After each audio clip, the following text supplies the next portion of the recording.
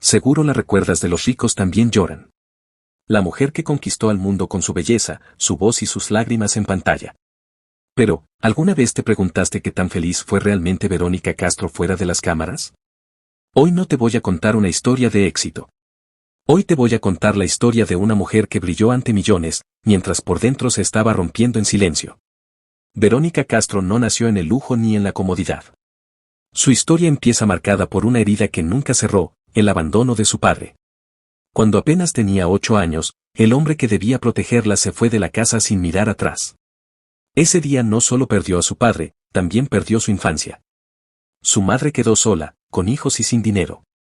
Pasaron de una vida modesta pero estable a la incertidumbre total. Tuvieron que mudarse, reducir gastos, dormir apretados y aprender a sobrevivir. Verónica, siendo todavía una niña, empezó a cargar responsabilidades que no le correspondían, cuidar a sus hermanos, ayudar en casa y aprender que el amor podía desaparecer de un día para otro. Desde pequeña entendió que la vida no iba a ser justa. Mientras otras niñas soñaban con muñecas, ella soñaba con seguridad. Pero también nació en ella una fuerza extraña, una necesidad de salir adelante cueste lo que cueste. La televisión empezó a llamarla como una luz lejana, como una promesa de escape. Esa herida de abandono la acompañaría siempre. Años después, cuando la fama llegó, cuando millones la amaban, dentro de ella seguía viviendo esa niña que fue dejada atrás sin explicación. Cuando Verónica era joven y todavía luchaba por abrirse paso en un mundo que no regalaba nada, se enamoró como solo se enamora quien viene de una infancia herida, con todo el corazón y sin reservas. Creyó en promesas, en palabras bonitas, en futuros que nunca llegaron. Pero ese amor no fue salvación, fue otro golpe directo al alma. Quedó embarazada cuando aún no tenía una carrera sólida ni estabilidad económica. Y entonces ocurrió lo impensable, el hombre que decía amarla no estuvo ahí. No la defendió. No la acompañó. No se hizo cargo. En una época donde ser madre soltera era visto como un pecado social, Verónica tuvo que enfrentarse sola al juicio de todos. La señalaron, la criticaron, la miraron con desprecio. Nadie veía a una mujer valiente, veían a una falla. Y ella cargó con esa etiqueta en silencio. Así nació Cristian. Un hijo que no fue planeado, pero sí profundamente amado. Con él llegó una nueva batalla, criar sola mientras buscaba trabajo, castings y oportunidades.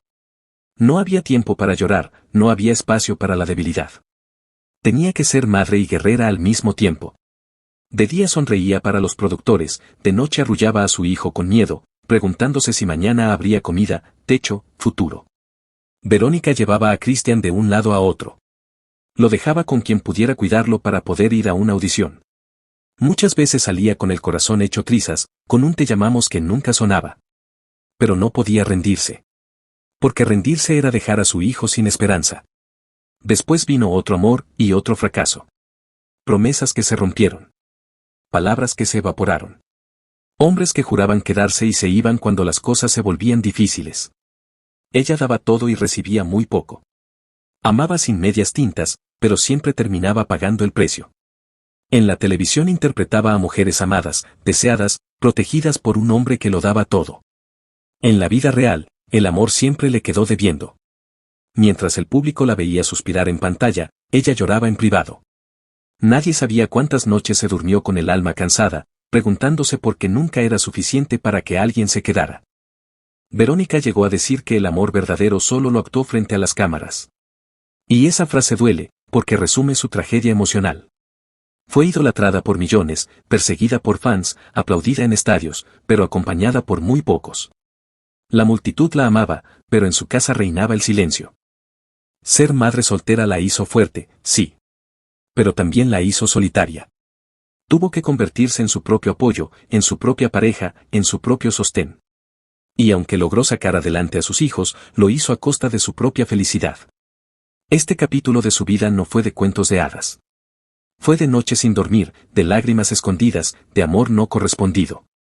Fue la etapa donde Verónica aprendió que en la vida real, como en sus novelas, los ricos también lloran, pero ella lo hacía en soledad. Con Los ricos también lloran, Verónica Castro dejó de ser solo una actriz prometedora y se convirtió en un fenómeno mundial. Su rostro cruzó fronteras, idiomas y culturas. En Rusia la recibían como a una reina. En Europa la trataban como una diva. En América Latina su nombre era sinónimo de éxito. Era la mujer que todos querían ver, la historia que todos querían escuchar. Era la reina absoluta de la televisión. Pero mientras el mundo se rendía ante ella, por dentro seguía viviendo la misma niña herida, la misma mujer sola. Porque la fama no curó sus heridas. El dinero no llenó el vacío. El aplauso no borró la tristeza. Podía tener auditorios llenos, pero habitaciones vacías. Podía tener contratos millonarios, pero silencios interminables. La gloria la rodeaba, pero no la abrazaba. Verónica viajaba sin parar. Aeropuertos, hoteles, entrevistas, alfombras rojas. Todo era velocidad. Todo era exigencia. Nadie preguntaba cómo estaba ella.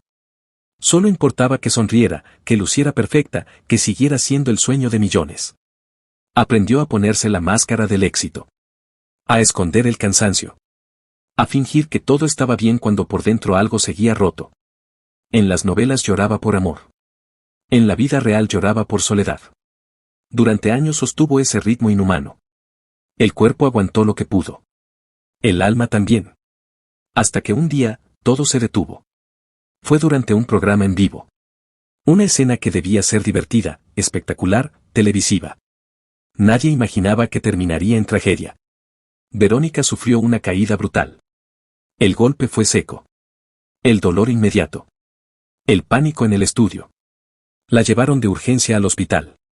El diagnóstico fue devastador, fracturas en la columna vertebral. La palabra que nadie quería escuchar empezó a rondar, parálisis. Los médicos hablaron claro, había riesgo de que no volviera a caminar.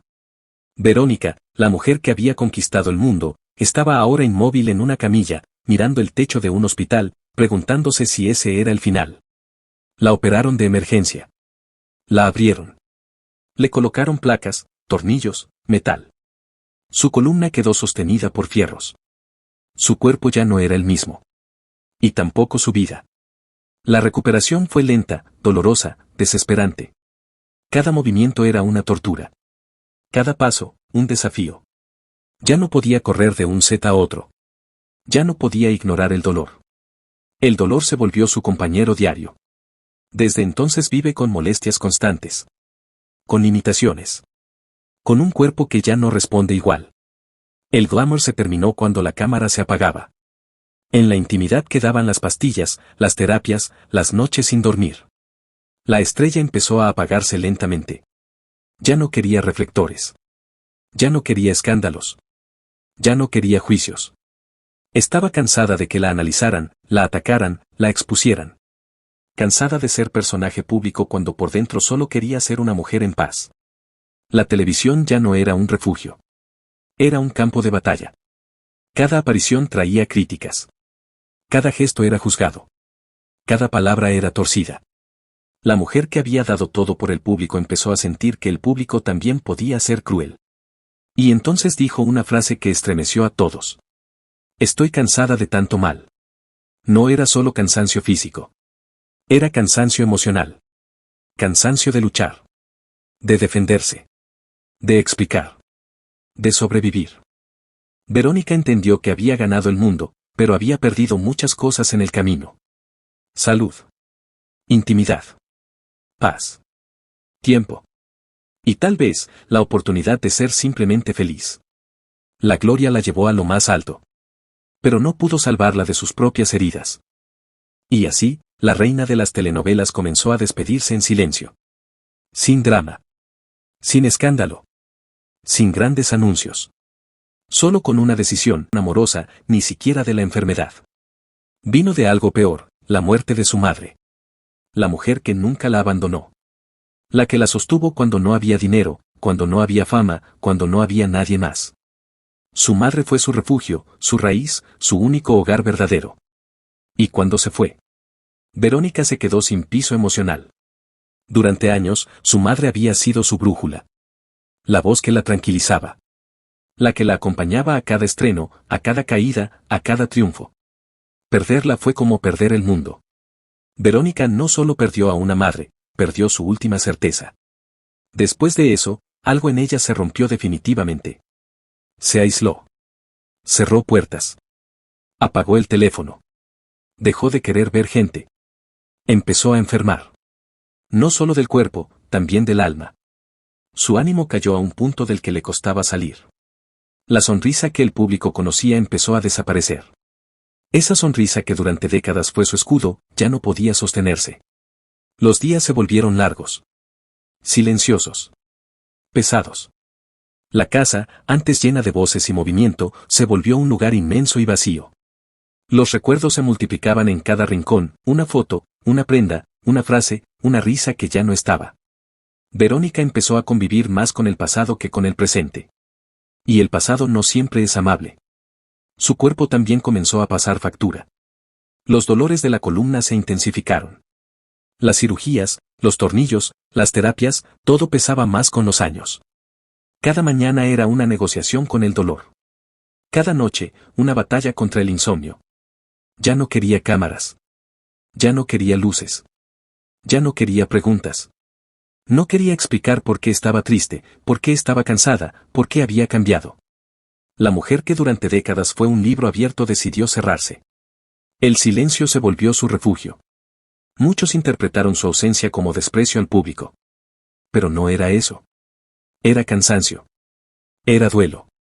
Era una mujer tratando de sobrevivir sin la persona que la había salvado toda la vida. También llegaron los rumores. Que si estaba deprimida. Que si estaba enferma.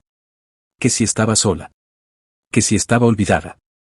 El mismo público que antes la adoraba ahora la analizaba como si fuera un caso clínico. Y eso dolía. Porque Verónica nunca dejó de ser humana. Solo dejó de fingir. Hoy, Verónica Castro vive lejos del ruido. Sin entrevistas. Sin escándalos. Sin escenarios. Vive con un perfil bajo, casi invisible para una mujer que fue imposible de ignorar. Sale poco. Habla poco. Se muestra poco. Es una leyenda viva, pero también una mujer marcada por el dolor.